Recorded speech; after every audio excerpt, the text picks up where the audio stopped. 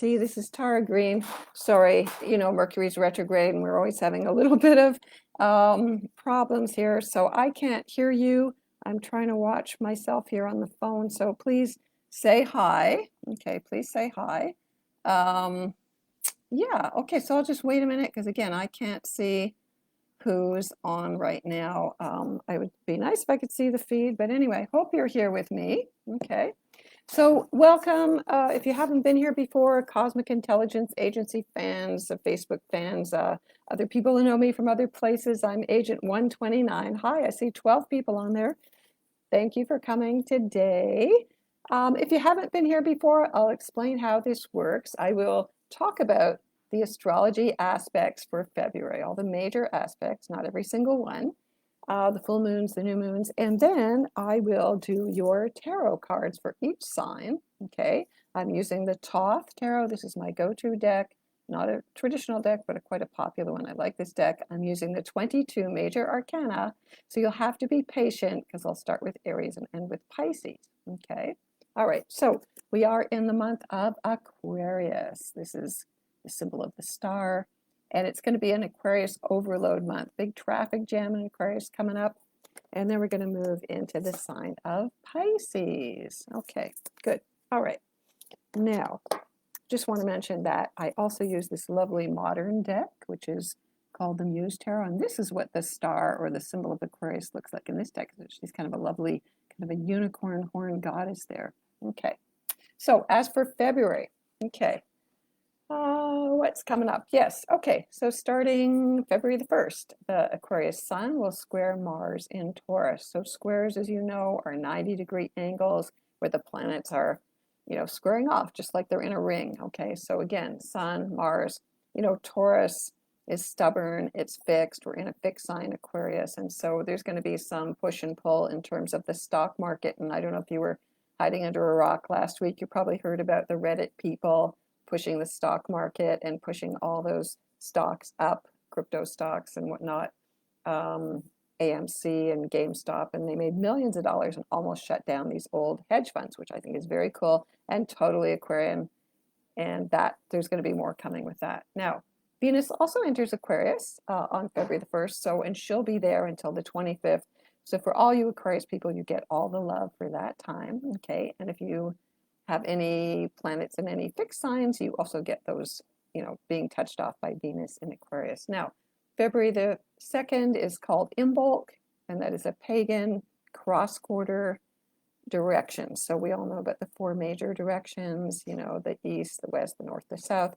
In traditional pagan indigenous ceremonies, they also use what's called the cross quarters. So we are halfway to spring, yay, in the northern hemisphere here where I am. I'm up in Toronto, Canada. And of course, you're halfway to autumn down there in Australia and south of the equator. So it's a fire celebration. Again, this is northern hemisphere weighted, you know, so we're getting ready to light our fires again, okay, and welcome more and more light up here. Now, on February the 5th and the 6th, the next major aspect is Venus conjunct Saturn in Aquarius. So that's a pretty heavy, serious, karmic turning point. Now that can go both ways. It can mean commitments, you know, it can mean stalls, it can mean obstacles, testing, it can mean regulations, again, through cryptocurrencies. I think a lot of people are looking forward to kind of doing some trading or getting in on things before that happens. Or it could really make all those cryptocurrencies be taken much more seriously, which is Saturn. You know, it becomes real, tangible, okay? Venus in Aquarius also sextiles Chiron and Aries. So again, sextiles are easy, 60-degree aspects. Their planets are favoring each other. So Chiron and Aries, we want to heal the wounded masculine, our wounds. We want to be more open. We want to talk about it more openly. And Venus squares Uranus in Taurus again. So again, all these squares, love, freedom, stability, you know, all of these Aquarian issues. Everything's changing up. It's Aquarius. There's revolution in the air. You know, it's the time of the people sharing their technologies, their ideas. We're up-leveling the world. We're coming from a higher consciousness place. So on February the 8th, the sun conjuncts Mercury retrograde in Aquarius. Okay, yes, we all know we're in Mercury retrograde. I find that Mercury retrogrades are harder when they're in air signs, which Aquarius is. And so there's, again, back up your computers. Aquarius rules the internet, it rules computers, viruses, hackers, all of that stuff. So make sure that you've got taken care of that business. And again, while Mercury is retrograde, it's not considered a good time to start anything new, but a great time to review your tech, get a makeover, revolutionize your life on every level, change it up. Okay. On February the 9th, Saturn sextiles Chiron again. So the energies are repeating this month because it's the planets moving through those major signs. And of course, you know that all the planets, except for the moon, are all lined up from South Node in Sagittarius, Pluto still in Capricorn, Mercury, Venus, Jupiter, Saturn in Aquarius, and then Neptune and Ceres in Pisces, and then Chiron in Aries, and Uranus and Mars in Taurus. Okay, so everything's lined up just in half of the zodiac, which is quite a rare thing. So we're quite imbalanced. Everything's weighted on one side. Okay. So February the 10th, Mercury squares Mars in Taurus. So again, Mars in Taurus has to do with our throat and speaking our truths, and again, what we can hold on to. Mars is in Venus's sign, so he's kind of laying back and he's being a couch potato and he's learning feminine lessons from Venus because he's visiting her in her home. Okay. There is a new moon, February 11th. Now, that's 2/11/2021, so that's always nice numerologically. The new moon is at 23 plus degrees of Aquarius. So if you have your sun, your moon, your rising, any planets around those degrees, then that new moon will be affecting you the most powerfully. Okay, and again, there's that big lineup of all the planets, big traffic jam there in Aquarius. So we're really getting a big inundation of what Aquarius energy is all about. And of course, we're going to be in the 20-year Jupiter-Saturn cycle in air signs, and then the 200-year of Jupiter-Saturn in air signs. Okay, so new moon, time to make new intentions. It's the dark of the moon. We're supposed to kind of retreat for 3 days and incubate and kind of, stew in that new moon invisibility, dark, receptive place. Okay, and then we come out. So February the 12th, 13th, Mercury conjuncts Venus in Aquarius. So again, big love. That's just before Valentine's Day. Big love, communicate your love. There may be old notes, connections, texts from old lovers. Venus is in Aquarius, so we're connecting on the internet very much. So on the 13th, Mars and Taurus sextiles Neptune and Pisces. That's a very nice, romantic, idealistic, very psychically enhancing, dream enhancing day. So people are yearning for their soulmates. I know it's so hard. Everybody's still in lockdown, maybe more in lockdown now than we have been. I know we are here in Toronto. And then February 14th, Valentine's Day, Mercury conjuncts Jupiter in Aquarius. So that's a very nice, very positive aspect. Whatever Jupiter touches, it expands. So Jupiter in Aquarius. So again, we're reaching out through Zoom, through all these technological tools. We're communicating. Probably old things, again, repeats, kind of renewing, going back and looking at previous technological inventions, changes, science, all of those things. So there could be a kind of renewal or resurgence of, again, old messages, old information, which we're looking at in new ways. Okay, so again, if you've got Jupiter in Aquarius at those degrees, that's really good for you. Now, February 17th, the first of the Saturn-Uranus squares. Now, this is the major astrological signature of 2021. Is Saturn, the planet of reality, of testing, obstacles, maturity, time. He's Father Time. He's the tax man. He's death. He's the Grim Reaper, squaring Uranus, which is the planet of revolution and freedom. And Saturn rules Aquarius. Okay, Uranus is the modern ruler of Aquarius. Saturn is the traditional one. So actually, they amp each other up. I just realized that the other day. It might be kind of obvious, but if Saturn rules Aquarius, and it's now in that sign, and Uranus also rules Aquarius, and it's in Taurus, it makes Aquarian things, which are usually detached and airy, more real, more tangible. So we're going to start to kind of feel it in our guts, or embody it, or understand it more. It's more physical. Okay. It has to do with the negative side of new technology, like G5, which I personally don't like, and AI and all of that stuff. too much, kind of, you don't want to integrate it too much. You want to have a balance. Taurus is Earth.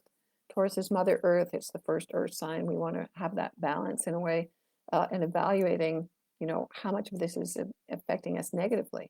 Okay, so there may be some major, again, limits placed on the internet, on cryptocurrencies, on stock market trading, on stuff like that, because Taurus is the bull market. Okay, it was actually created under the sign of Taurus when it was first created in the 1700s.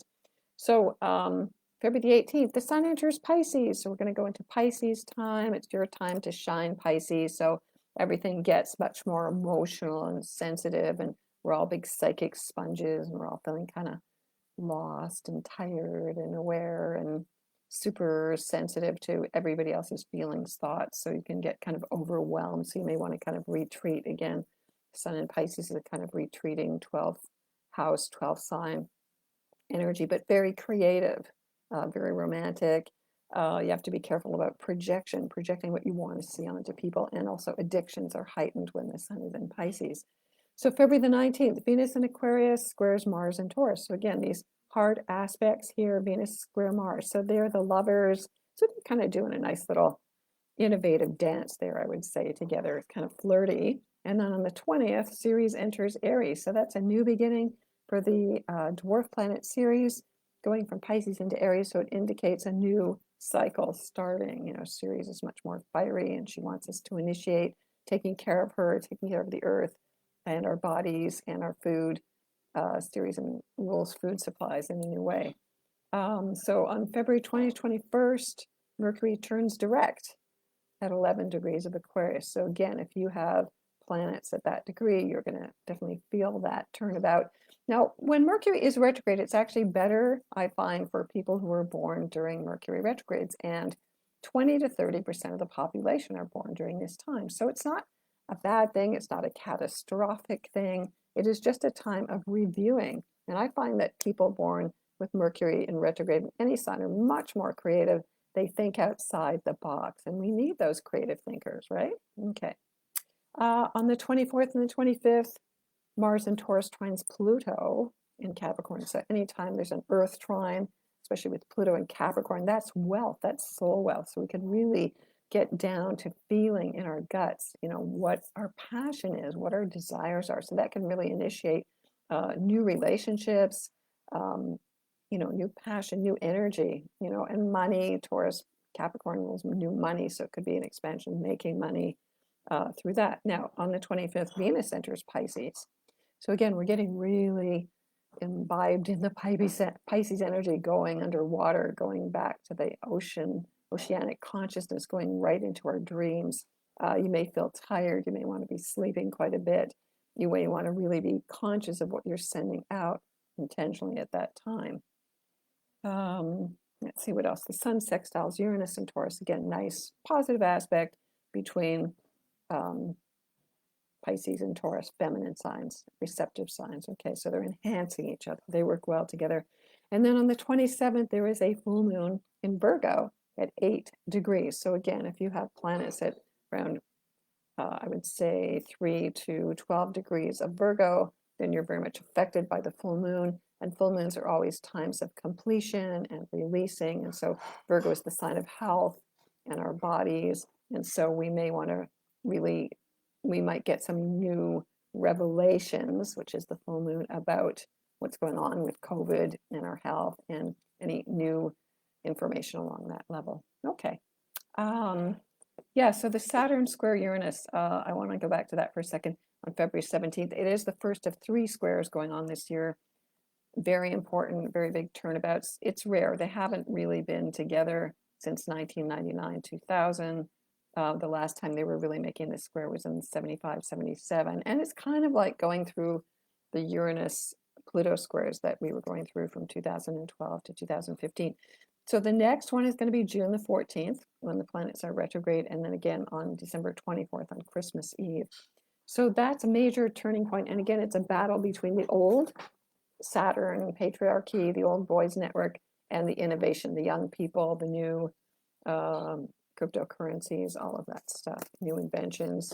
We're not doing the same old anymore. Okay, so now what I'm going to do is I'm going to smudge the cards so we make sure we're in a nice purified state. So if you want to find out what the tarot cards say for you this month, I'm going to smudge them a little bit here. Okay. And then I'm going to, I use my special crystal here. I'm going to smudge these cards and I'm going to think about Aries first. Okay, so Aries, I'm shuffling the cards here. Okay, shuffling the cards. There we go. Shuffle, shuffle. Aries.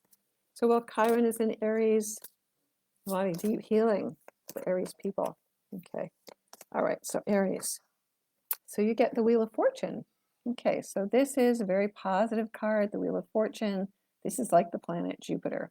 So for Aries, so February is a new start, get going on new projects. Things will start to move forward if you've been feeling stuck or bored or, oh God, when are things going to change? This is very positive energy. So really, I would work with the planet Jupiter.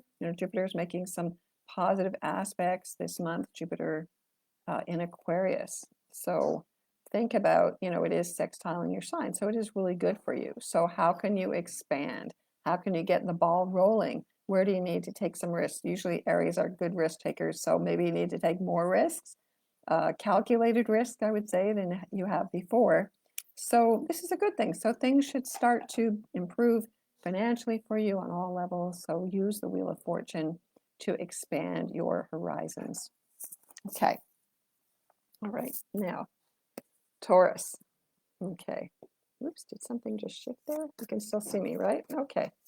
So Taurus people. All right, you get, this is the number 11 here in this deck. Now, this is the card called Strength. You can definitely see that it is Leo there. Okay, now in some decks, this is number 8, but in this deck, it's 11. So Taurus, you get Leo. Now, this is another fixed sign, and as we know, all the planets are lining up in Aquarius. There's going to be 6 of them in Aquarius on that new moon. So this is a new passion, a new desire, a new hobby, a new fling, a new love affair. Could be an old love affair, somebody you haven't heard from for a while, even with Mercury retrograde in Aquarius there. So definitely get your passion going again, Taurus. There might be something new that comes along, something that you invent at this point. But definitely don't feel stuck. You've got Mars in Taurus, so this should be really good for you. So let your spirit shine, and also get clear about what you're upholding. This card represents in this deck, it's about the Holy Grail in a way. The Scarlet Woman here, she is upholding the Holy Grail. So what is it you burn with passion for the most, Taurus? Now, don't be shy. You know deep down what it is. Your gut will tell you, we are in a number 5 year. 2021 is a number 5 year, which is associated with the Hierophant in the tarot, which is the number 5. So really, this Taurus energy, Uranus and Taurus, is really helping you to get out of your comfort zone. So find a new passion, find something that turns you on, spread the joy. When you're really into it, you can help other people. So this is a really great energy. So be on the lookout for a new love, new passion in your life. Okay. So Gemini. Now, the North Node is in Gemini. So Gemini is in a way you have to lead the pack right now. Okay. All right. So Gemini. Okay. Now this is the number 14 card, Gemini. This is normally called Temperance, which is a great and perfect card for you because the tarot is always extremely synchronous. So you can see there's this dualistic signs here on this card, the red and the white. And so like Gemini, a dual-sided nature, this is the card of Temperance, where we balance the opposites. And that's what Gemini is all about. In the tarot, the Lovers is the sign of Gemini here. And this card, number 14, is sometimes called the sacred marriage card or the higher octave of the Lovers. So as you integrate and balance your own internal masculine and feminine sides, I know it's kind of considered not politically correct to talk about genders, but the genders are man-made, but this is polarities. Really, it's all about a polarity, and everything works on polarity. There's day, night, there's north, south, east, west, positive, negative. One is not better than the other. They're equal. They're necessary. Can't have one without the other. So this is Gemini. You need to integrate and balance your own positive and negative sides. You have to love yourself totally. This can, of course, represent a new relationship, a soulmate relationship. It's Sagittarius energy, so this can be also referring to somebody from your past because the South Node is in Sagittarius, rekindling or restarting or understanding something in a new way. This is the card of alchemy, turning lead into gold. So whatever it is that's been holding you back, Gemini, if you just look inside, you realize where you were off, where you were out of balance, where you weren't completely equal in listening to your intuition and then acting on it, then you can go back and rebalance this and make something new. So it is about turning lead into gold, which is lead is Saturn's metal and gold is the sun. So it really helps you to move forward. So be the alchemist, total change, transformation inside of yourself, Gemini. And again, finding that person, finding that sacred other that mirrors you when you're in balance with yourself. So you have to love yourselves, Gemini. Okay, so the number 14 here, temperance. Okay, so cancers. Okay, so Cancer, if you're born in late Cancer, the last 5 days of Cancer, Pluto is opposite you. So Pluto's still making you go through the rings there. Okay, so Cancer, you get the number 1 card here, which is the Magician. So this is, the Magician is Mercury. So perhaps you need to be extra aware of the Mercury retrograde, actually in Aquarius, really messing you up, or something you have to go back and reconfigure or rework or get your computer up to speed, or any kind of ideas, thoughts, communications, they maybe have to be reworked, a project, an idea, anything, you know, how you're communicating, you can rewire it.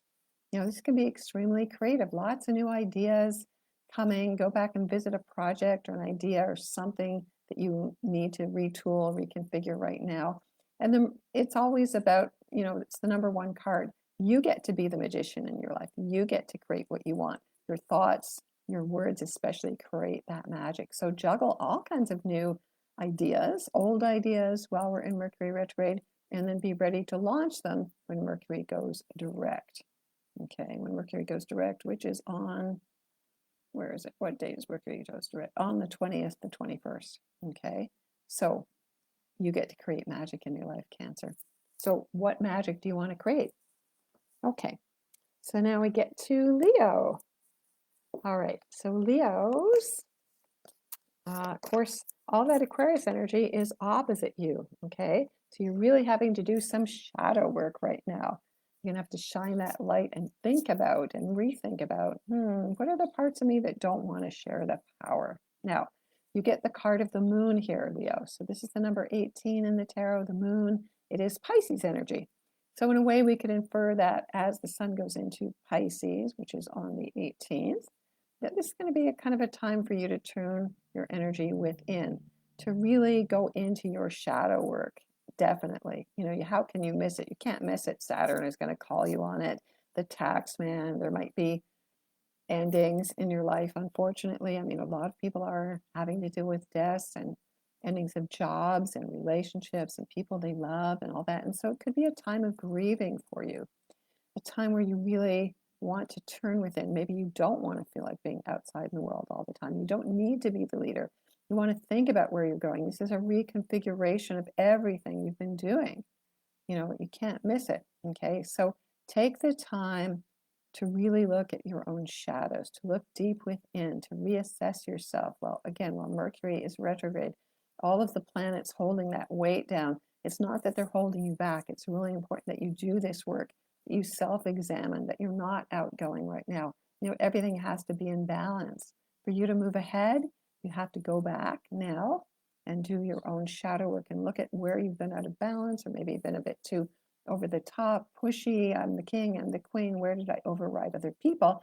And have compassion. This is Pisces, compassion. It can also spur you to do charity work, to do good for other people. How can I use my power to give other people the power so we can share the power? So it's more fun. We get to play together. Okay. So this is a kind of a rebirth symbol for you, Leo. So take this time. It's important because you're going to come out of it the other side a brand new person. Okay, so Leo, you get the moon. Okay, rebirth. Okay, so Virgo.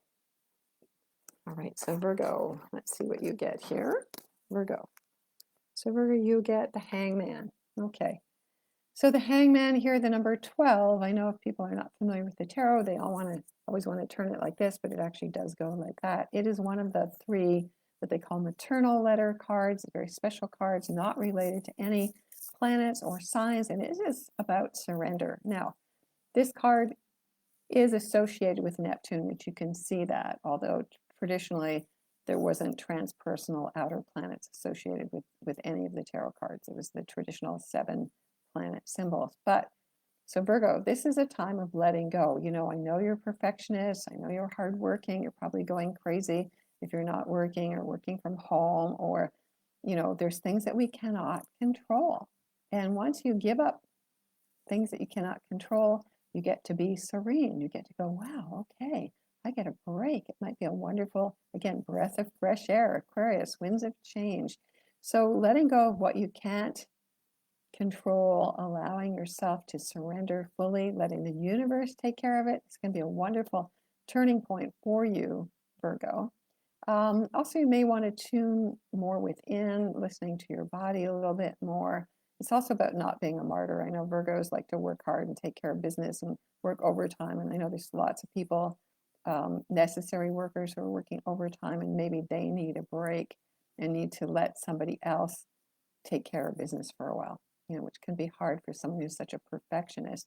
So maybe it's about letting go for a short while, you know, letting somebody else take up the slack, surrendering, listening to wisdom in a new way, because this is traditionally the god Odin, the Nordic god, Thor's father, who voluntarily tied himself upside down to the world tree, or the tree of life, to get new knowledge. This is how the runic alphabet was actually channeled, by listening to Mother Earth, by not relying on, you know, upward kind of daylight consciousness. This is a very kind of reversal of things that you knew. So yes, everything may seem like upside down, or in the upside down world, but what can you do? It's the way it is right now. So surrendering to what is allows you to be free. Okay, so Virgo, the Hangman. Don't get hung up on things that you cannot change. Okay, so Libra. All right, so Libra, let's see what's going on for you. So Venus is in Aquarius, and so Venus, while she's in Aquarius, is benefiting by trine your Libra air sign. Okay, so here we have Venus. Speaking of Venus, there she is. She is embodied in this card here, number 3, the Empress. So this is a very fertile energy. It's not necessarily about conceiving real children. It's about conceiving anything. And Aquarius is a kind of mentally conceiving sign. So it also has to do with your mother. So there may be issues, Libra, that you have to deal with your own mother. You may be extra concerned about her, or about your children if you have them, or about family in general, any female family members or women friends or something of that nature. So you may be working and creating with a group of women, or organizing groups of women on whatever level, through business, through pleasure, through learning. You know, everybody's online learning. So again, new creative energy here. Remembering to stay in the feminine. Okay, while we're in more air signs, it's traditionally more detached, more airy, not necessarily emotional, not necessarily touchy-feely, you know. So we get to understand how we can be a little bit detached and see the bigger picture, which is good because it is creative and it gives us a sense of kind of being aware in new ways. So how do we reinvent the feminine? Now, you know, this is a really big point, actually, and I could talk about that a lot, because, you know, honoring the goddess religion, honoring the divine feminine from where she came from, but also she needs to be relevant to some extent to where we are now. So a lot of creative energy, a lot of thinking going on. Might want to start a think tank or a new dialogue or questioning while we're in this Mercury retrograde as well. Okay.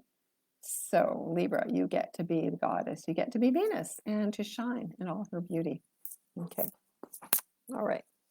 And if you want to know about Venus, Cosmic Intelligence Agency agent Yulia Simas is an expert on that. She usually talks about the Venus star points, the 5-pointed star points, the upward pointing triangle that Venus makes in her 8-year cycle, which is also relevant to this year, 2015, being number 8. All right, now Scorpio. So Scorpio, as far as all the planets and fixed signs go, you know, you are being implicated by that. Now you get this one special card, which I keep in here. This is the invisible Sephiro. It's called Da'at. In Hebrew, it is sometimes people associate this with Pluto.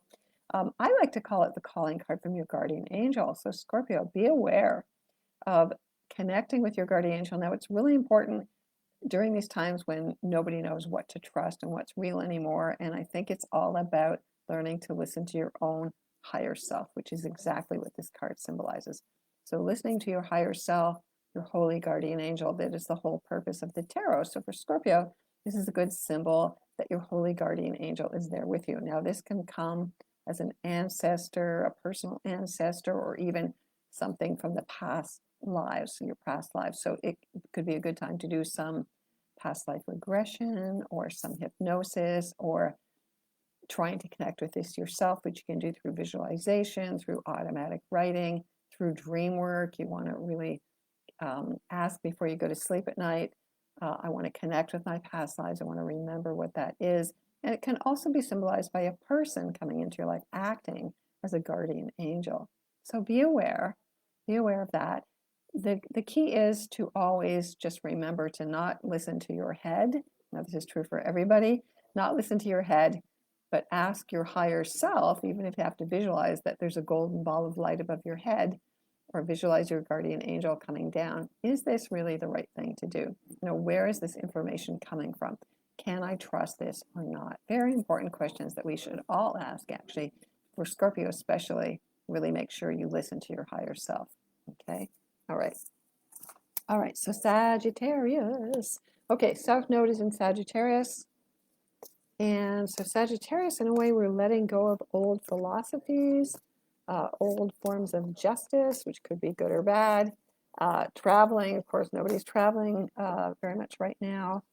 Teaching, everything's changed, so out with the old. Okay, so Sagittarius, you get the number 21 here, which is the symbol of the universe or the world card. So in this deck, this card always is associated with Saturn. So Sagittarius, you are a fire sign. So again, all the planets in Aquarius are in an easy, positive, 60-degree sextile aspect. So you get to benefit. You get to totally revamp your thinking, your philosophy. It's very exciting. Sagittarius always like to be on, in the new adventure of looking for something new and exciting. So you could see things that you hadn't seen before. You can go back and re-examine what you learned. You can question. You can exit out. You can configure it a new way. You can rethink it however you like. But this card is also about taking responsibility. So Sagittarius, you need to get very serious right now. You need to make sure that when you say you're going to do something, you're going to do it. Okay, this is like, in the, what's his name, Don Ruiz, in the Four Agreements, it's about integrity. So Sagittarius, you need to have integrity with your word and your deeds. Okay, this is Saturn. Saturn makes it real. Talk is cheap. This is reality, the reality check. So in some ways, make sure that you're taking care of everything, because you got to be careful. Saturn can come up and really hit you hard. But if you take responsibility that you've created everything in your life, then that's good. Then you're free.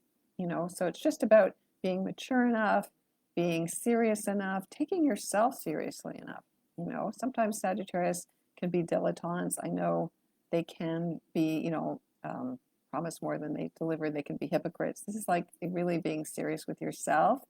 Am I really walking my talk? Am I really doing my best? Am I really not being hypocritical? I have to make sure that, I'm not just preaching.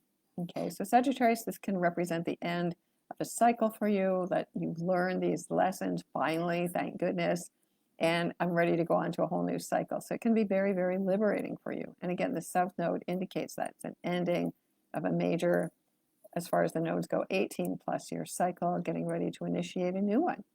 Okay, so this can be major commitments in terms of work, relationships on every level, commitment to your health, whatever it is. Okay, so Sagittarius, this is a good thing. So take responsibility. Thank you very much. I've learned that lesson. I'm ready to go on to something new. Okay, all right, so Capricorn. So Capricorn, of course, I'm sure you're all relieved now that Saturn and Jupiter are out of your signs, just Pluto there for the next few years to deal with. All right, so Capricorn, you get the card number 4 here, of the king or the emperor. So this is related to Aries. So this is about new beginnings. And of course, the number 4 is always about foundation. It's about power. It's about working with the 4 elements. So Capricorn, you have to remember to always work with those 4 elements, which are fire, earth, air, water. That's the sequence in astrology. So taking up a new position of authority, it could be getting a raise, it could be starting a new business, it could be issues with your father, a boss, an authority, becoming an authority yourself. Again, initiating, well, I'm ready to be the boss. I'm really ready to take on the mantle of power, because the king really takes responsibility for everybody else. So I know Capricorns are usually good at that. Can be a change in your job, again, a change in relationships, anything new, initiating something new. So this is pretty exciting. And I would think with the Aquarius energy, Saturn rules Capricorn, but it also rules Aquarius. So for you, Capricorns, it is about changing up the way you do business. It's got to be new. It's got to be invented. It's got to keep up with where we're at. So the old will not hold anymore. So the more you get on with that game, the better. Okay. So make sure you stay very grounded in a way, using all those elements. It's like feng shui in a way. I forgot to mention also that it is on the new moon. It's also the Chinese New Year. It's the year of the ox, the metal ox. And the ox actually is very much like Taurus energy. So for all earth signs like Capricorn, Taurus, and Virgo, of course, this is kind of very earthy, and it's good. It'll keep us grounded, okay? But Capricorns, you got to out the door with something new, okay? All right. So now Aquarius. Okay, so Aquarius, of course, you are hands down the stars of the show this month with all the planets lined up in Aquarius. Okay, so you get to show everybody else the way. So Aquarius, you get the card of justice here.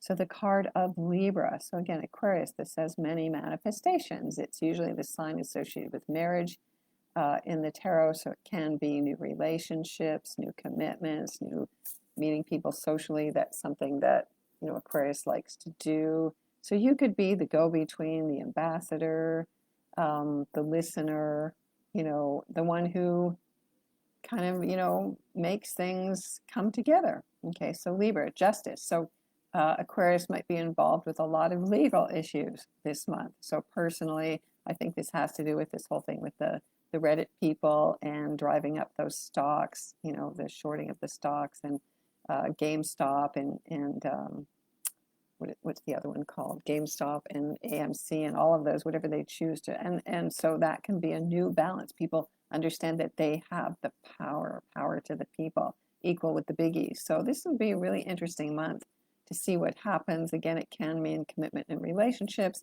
Libra is ruled by Venus, so while Venus is in Aquarius, it might mean, again, you want to pretty yourself up, you want to get a makeover, you want to maybe redecorate your apartment. Again, change, reinventing everything, making everything new again. So it has to do with speaking in a very balanced way, really being aware of what other people think, working with groups of people, all of that stuff. So Aquarius, that can be very, very nice for you in February. Okay, and now we get to Pisces.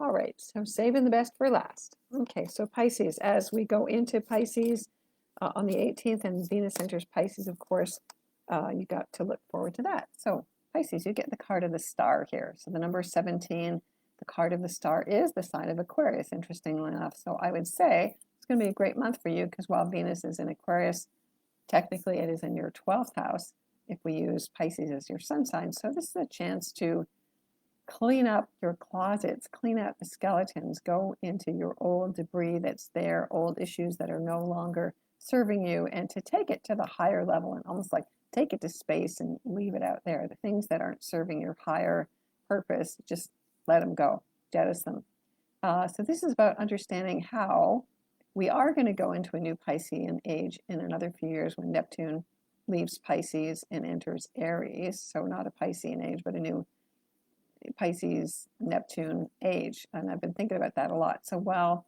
Neptune is still in Pisces and at the last degrees of Pisces, I think it brings in even more confusion and veiling and revelations. And you really need to get in touch with your, again, higher self, the source, your spiritual source to nurture you. So you need to be someone, Pisces, who comes out into the world to help the world, to remember that we're here to be compassionate. That's what the new world is really all about, not just the technology, but the compassion side. So it can be really a big revolution for you, maybe connecting to people on the internet, again, showing the way, being way showers, Aquarius energy, kind of detaching. That's good for Pisces, being a little more detached from all your emotions, getting some breathing space. It's Aquarius. You have to be able to breathe, you know? So I would think this is a good thing. So reaching out for new objectives, realizing that you are the stars, Pisces. Every man and woman is a star. Every gender is a star. Each person has its part to play. So helping people to stay in touch with their higher selves, I think that's very much what Pisces needs to do right now. Okay, so if you want to get in touch with me, I'm Tara Green. I'm at taratarot.com. Please join Cosmic Intelligence Agency. They've got wonderful astrologers from all over the world and new seminars and events coming up. And I'll be doing an event actually at the end of February about the asteroid goddesses, specifically on Juno. So please join me then. So I want to wish you all the best February. Blessings to you. Until the next time. Bye-bye.